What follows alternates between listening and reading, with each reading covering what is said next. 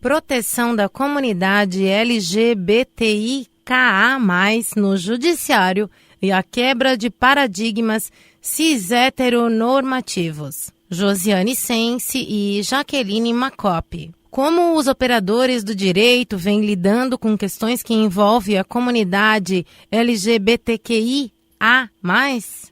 Essa é a pergunta que orientou este texto.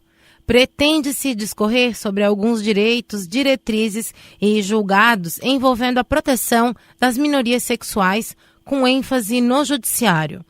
A começar pela análise do tratamento das minorias sexuais no âmbito penal.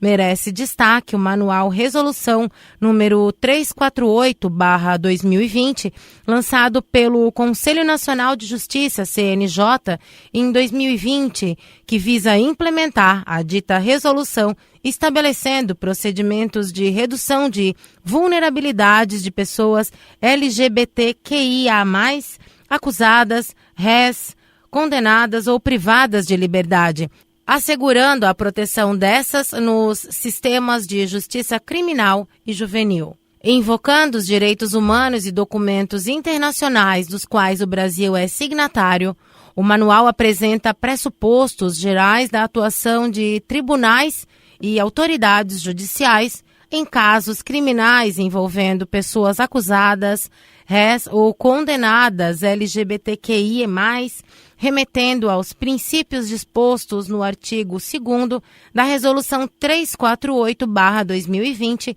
quais sejam: 1. Garantia do direito à vida e à integridade física e mental da população LGBTI, assim como a integridade sexual, segurança do corpo, liberdade de expressão, da identidade de gênero e orientação sexual. 2. Reconhecimento do direito à autodeterminação de gênero e sexualidade da população LGBTI e 3. Garantia sem discriminação de todos os direitos sociais como saúde, estudo e trabalho previsto nos instrumentos legais e convencionais relativos à população privada de liberdade em cumprimento de alternativas penais ou em monitoração eletrônica, bem como a garantia de direitos específicos da população LGBTI. Outro sim, o documento elenca conceituações norteadoras para a identificação da população LGBTQIA+, a qual se dá exclusivamente pela autodeclaração. A pessoa identifica a si mesma, declarando sua identidade de gênero e orientação sexual, o que deve ser levado em conta durante todo o procedimento penal, inclusive na audiência de custódia e até a extinção da punibilidade pelo cumprimento da pena, sobretudo porque o sistema de justiça criminal e os ambientes prisionais ou socioeducativos não significam, não raro, maior vulnerabilidade, além daquela já experimentada na sociedade.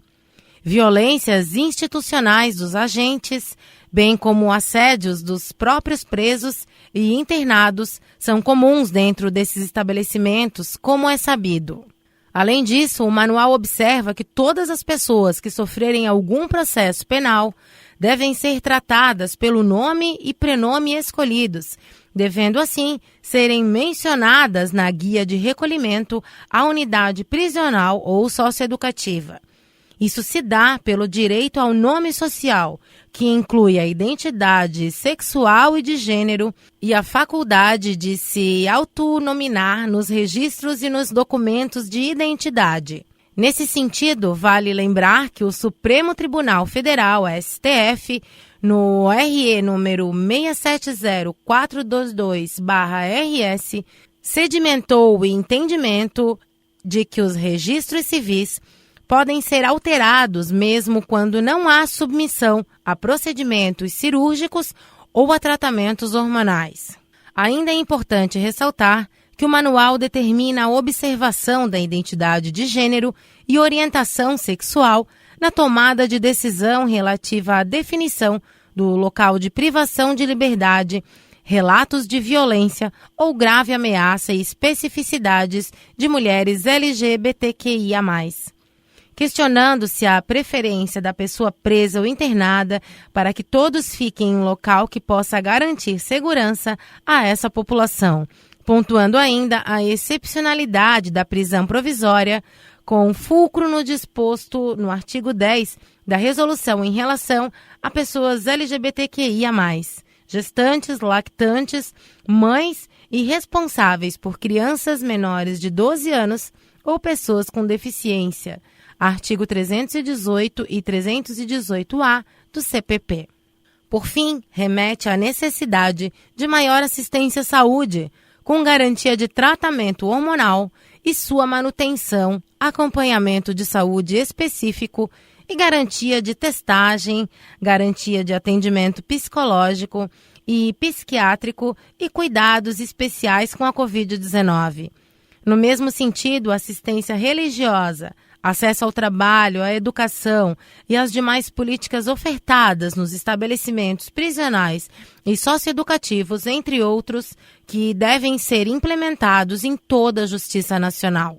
Denota-se, desse modo, que há reconhecida preocupação em relação às minorias sexuais, sendo imperioso, no entanto, aguardar lapso suficiente para averiguar respostas e adequações que devem ser cobradas e respeitadas para que disposições se tornem verdades práticas.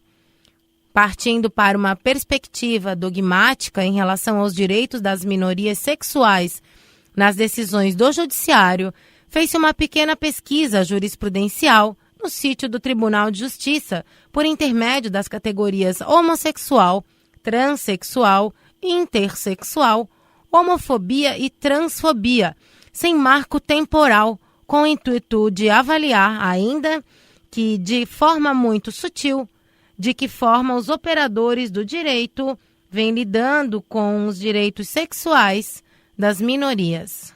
Em relação aos termos homofobia e transfobia, não foram encontrados resultados. Pelas categorias homossexual, transexual e intersexual, no entanto, encontram-se 28 processos. Foram considerados para fins de análise apenas 15 processos, uma vez que foram excluídas decisões concernentes a conflitos de competência, 6, bem como relacionadas a questões dogmático-penais, 5, e a questões não diretamente ligadas ao gênero, 2. Desses 15 processos, 7 tratam de apelações cíveis em ações de retificação de gênero no registro civil. Em todos, a sentença de origem foi procedente, mas houve recurso do Ministério Público. O fundamento encontrado nas ementas está relacionado à desnecessidade de realização de procedimento cirúrgico de redesignação de sexo. Todos os recursos foram providos e todas as 7 apelações são posteriores ao julgamento do RE número 670422/RS, de 11 de 9 de 2014. Neste ponto, é importante frisar que houve recentemente a edição do provimento número 122 do Conselho Nacional de Justiça, CNJ, cujo teor dispõe sobre o assento de nascimento do Registro Civil das Pessoas Naturais, dos casos em que o campo sexo da declaração de nascido vivo ou na declaração de óbito fetal tenha sido preenchido como ignorado, autorizando que o assento de nascimento assim seja lavrado, artigo 2º. Desobrigar o preenchimento do campo feminino ou masculino apresenta esperança no sentido de propiciar experiências menos traumáticas às pessoas intersexo, reconhecendo que o sexo biologizante não define a orientação sexual, tampouco fixa a identidade de gênero. Além disso, viabiliza a espera para a eventual definição de acordo com a sua autodeclaração. Voltando à pesquisa jurisprudencial dos outros 8 processos, 5 são apelações igualmente interpostas pelo Ministério Público por ocasião da procedência de pedido de habilitação para casamento homoafetivo. Pelo que se denota das ementas, o parquet insurgiu-se suscitando a ilegalidade do casamento entre pessoas do mesmo sexo, contrariando a Resolução 175 do CNJ de 14 de maio de 2013, anterior às apelações. Dos 3 processos restantes, 2 eram relacionados ao reconhecimento e dissolução de união estável homoafetiva, nos quais foi reconhecida a união estável de pessoas do mesmo sexo como entidade familiar. O último caso, analisado por fim, merece atenção. Trata-se de apelação interposta pelo Ministério Público contra a sentença que deferiu a inscrição de casal homossexual à adoção. A apelação foi desprovida e a ementa do acórdão menciona critérios recursais discriminatórios, infundados e desarrazoados, pretensão de descobrir a gênese da homossexualidade e os papéis que cada um exerce no âmbito relacional, pleito que esbarra na dignidade humana dos requerentes e na necessidade de tratamento igualitário. Inteligência dos artigos 1º, 3, 3º, 4º e 5º, 1º da Constituição Federal, precedente do STJ, habilitação deferida, sentença mantida. Como se vê, o padrão heteronormativo afeta o operador do direito. O Ministério Público, em seu recurso, trouxe sua visão sobre os padrões de identidade normativo de gênero, questionando qual seria o papel dos adotantes em conduta tipicamente discriminatória. A manifestação ministerial apoiou-se numa definição binária de gênero para expor que o casal homossexual era inadequado para adotar os menores, gerando as condições perfeitas para fomentar a homofobia. Por ocasião do julgamento, houve depois manutenção à habilitação dos adotantes homossexuais, demonstrando felizmente o alinhamento entre o aporte teórico e debates políticos identitários do campo do gênero com a decisão proferida. Contudo, o caso deixa claro que ainda há, mesmo dentro do judiciário, tentativas de se impor um padrão normativo no qual a ininteligibilidade do casal homossexual afetou a capacidade de enquadramento dos pretensiosos pais nos categorizados papéis de pai e mãe dentro de um padrão cis-heteronormativo. Em pareceres, manifestações, decisões ou qualquer outra peça que o operador do direito possa produzir, já não são mais toleráveis termos preconceituosos superados desde as pretéritas discussões que ensejam os eventos internacionais e nacionais ao longo dos anos e que refletiram na CF 88, nos artigos 5º, 6º e 7º e nos artigos 194 e 224. Tem-se como aporte em nosso sistema jurídico os princípios da dignidade, da liberdade e da igualdade e, com base nisso, os tribunais superiores têm, reiteradas vezes, promovido reformas e se posicionado de forma a viabilizar a aspiração à liberdade sexual na sociedade no enlaço de ampliação dos direitos sexuais, impulsionando os direitos antidiscriminatórios como um dos caminhos para afastar a cis-heteronormatividade. Recentemente, vale citar ainda, o TJSC proferiu uma decisão inovadora, afastando a dualidade de gênero e reconhecendo o direito da pessoa de declarar seu gênero como neutro. Em entrevista, a magistrada assevera: somos governados por leis que nos põem em caixas. Existem algumas que são necessárias, mas por um tempo, que talvez daqui 50 anos podem ser não mais. Só poderemos conviver bem quando essa minoria, que é marginalizada, estiver sendo reconhecida e seus direitos assegurados.